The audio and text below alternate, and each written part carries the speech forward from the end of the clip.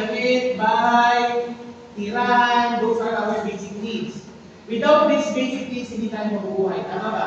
What are wants naman? Ayun, yung mga luxuries na, no? Hindi naman basic, pero kailangan pa rin natin, like cellphone load, cellphone, tama ba? Dati, once lang ang cellphone, pero ngayon, pasok na siya sa basic needs natin. Kasi hindi ka na mabubuhay ngayon pag wala ka cellphone. Tanga-tangan na lang. Ano pa? Sasakyan. Dati ang sasakyan, once lang yan. Pero, naramdaman natin ng pandemic na kasama na pala siya sa basic needs natin, transportation. Correct? So ngayon, balik tayo din sa tanong, kailan natin masasabi na may freedom tayo financially? Kapag nabibili natin yung mga basic needs natin. At nabibili natin yung ilan sa mga wants natin. Doon natin masasabi na may freedom na tayo financially.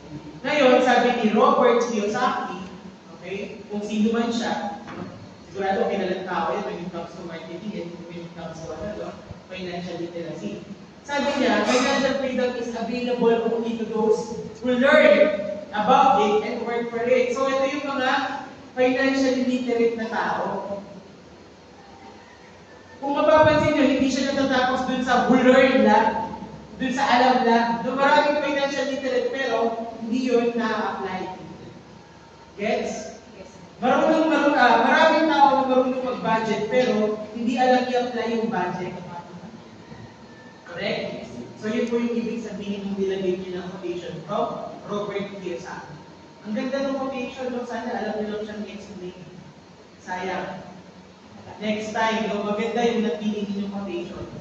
Okay, kaya nga gusto ko siyang i-emphasize. Okay? Next. So, ayun po ang Kandang Finances. Ano nga ba ang ibig sabihin ng Kandang Finances?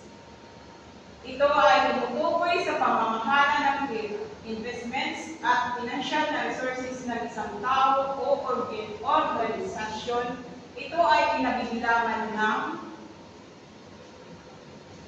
una, pagbabudget. Paglikha at pagsunod sa isang budget upang subaybayan ang kita at gastusin. Pangalawa, pag-iipon, paglaan ng pera para sa mga short-term at long-term na layunin. Paano ba ang tamang paraan ng pag-iipon? O halimbawa, nagtatrabaho kayo. Every 15 days, every 30 days, meron kayong sweldo. Tama ba? Ngayon, paano ba yung tamang formula sa pag-iipon? Sweldo minus 5H. Kailan ano yung iipon mo? Expenses? Sweldo minus expenses equals, yun yung ipon mo. Tama ba? Normally, ganyan tayo mga Pilipino. Sweldo minus mga expense, mga pinagkakagastusan. Tapos kung ano yung matira doon yung iniipon, tama ba? Ngayon, tama ba yun? Effective ba yung paraan na yun? Eh, bakit mas malaki yung expense mo kaysa sa sweldo mo? Asan yung ipon doon? So, nangyari negative ka pa. So, napapautang ka tuloy. Tama ba? So, ano pwede mong gawin para maging effective yung inyong pag-iipon? Dapat, sweldo minus ipon muna. Magtabi ka agad. Kung anong matira doon, yun dapat yung pagkakasya ninyo. Yun ang tamang paraan ng pag-iipon. Clear? Hindi yung unahin mo muna yung gastos bago mo itatabi yung pag-ipon. Itabi mo muna yung ipon. So, kung sweldo ka ng 10,000, itabi mo na agad yung 500 o yung 1,000. O kung 200 lang ang kaya mo itabi, sige, 200 lang. Basta itabi mo na agad yung 200 na yun. Gets? Kasi kung ang gagawin mo is, sweldo mo, minus gastos, kasi yung gastos ang limited din eh. Hindi mo ubus yan, pero kung hawak na pera, gagastos ka. Yes, sir. Tama ba? So itabi mo na agad yung ipon, para hindi mo na magalaw. Clear? Yes, sir. So that is the proper way of pag-iipon per saving. Okay? Pangatlo, pag-invest. Paglago ng yaman sa pamamagitan ng mga investments tulad ng stocks, bonds, o real estate. Ang tanong, lahat ba kayo dito marunong mag-invest sa stocks? Hindi pa possible. Marunong mag-invest sa bonds? Hindi pa possible. Sa real estate?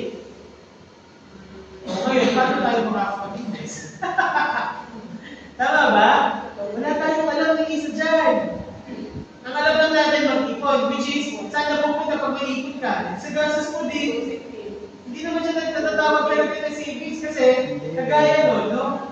May kilala ako, nakaipon daw yung nanay niya, okay? Tapos nung nagkasakit, doon lang din kinuha yung ipon. Eh kung i-invest niya sa insurance, nung nagkasakit siya, at least may nadukot siya, hindi nagalaw yung savings niya. Gets po? Marami pa nga dito version hindi alam about sa insurance eh.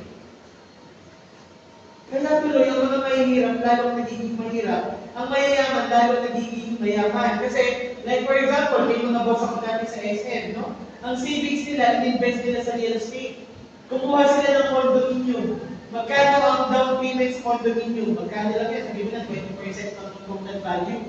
Nung nag-down payment na sila, tinurnover na sa kanila yung condo. Pinakupa nila yung condominium. Ngayon, yung kita nila dun sa paupa nila, yun na yung pinagbabayad nila naman. Hindi so, ang nangyari, hindi sa sasalita. Iniikot lang. Correct. Hindi nyo na kailangan bawasan yung sweldo niya para pambayad sa condominium niya. Nagigisa na yun, no? Yun po ang tinatawag na investment in real estate. Okay? Sa stocks, mas maganda po matuto kayo mag-invest sa stocks kaysa tumaya sa scatter. Maniwala kayo. Ano yung stock? Hindi yung mga games na pinaglalaro ko. Ayun, mga games sa atin yung mga yan. Anyway, ayun, sige, moving forward. At pang-apat, pamamahala ng utang. Pagbabayad ng mga utang at pamamahala ng electronic na principal usap. Pang-lima, pagpaplano ng pinansyal. Pagtatakda ng mga layunin sa pinansyal at paglikha ng mga estratehiya upang makamit ang mga ito. Ang pamamahala ng utang. Pagpaplano ng pinansyal. Financial planning in English.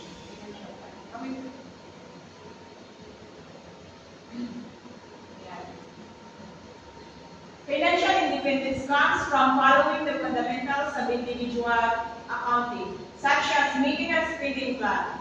But at the same time, there's an enthusiastic component in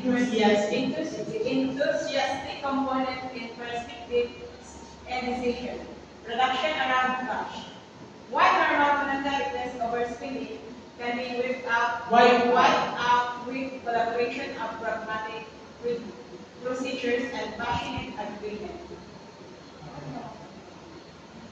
Financial freedom and financial independence are just actually the same. Mas technical lang yung definition ng financial independence. What is meant by overspending? Yan, lahat tayo bigti dyan. No? Ano yung sabihin ng overspending?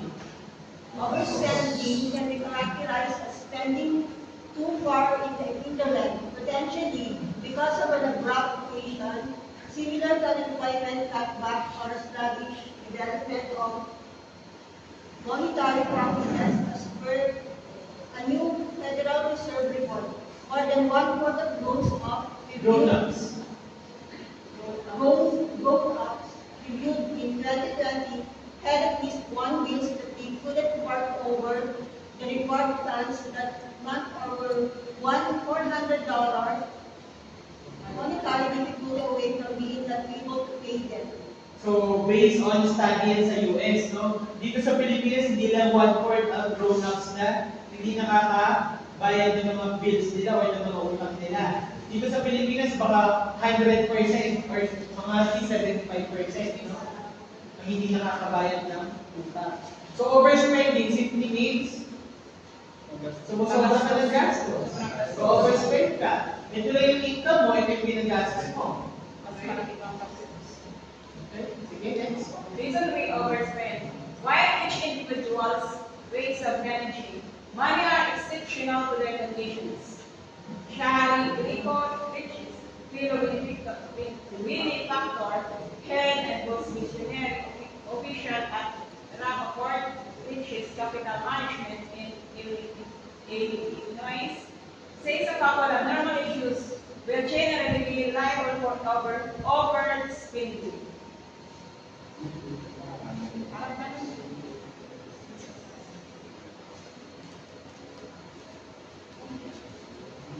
How to stop overspending? According to the Social Discovery of 2021, these financial strategies are successful for helping people to control overspending or influence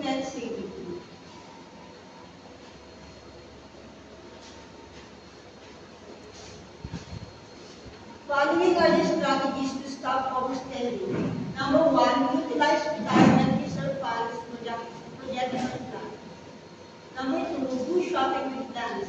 Number 3, don't use credit cards. Number 4, always use cash for purchasing.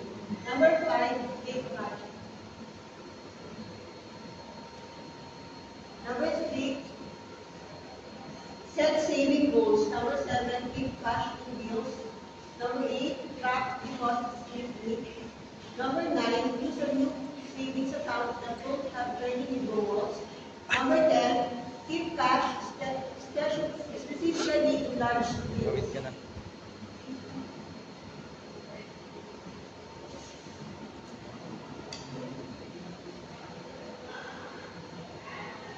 Preventing financial problems. Tips on managing your money wisely.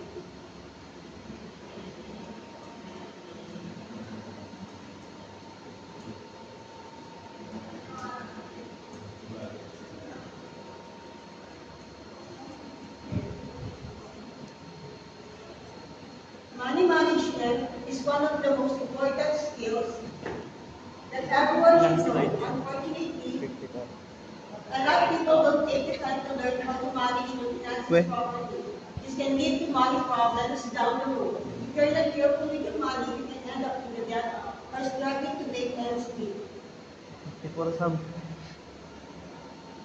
Let's take a look at the importance of managing your finances wisely as well as some of the most common financial problems faced by Filipinos and practical tips on how to solve them.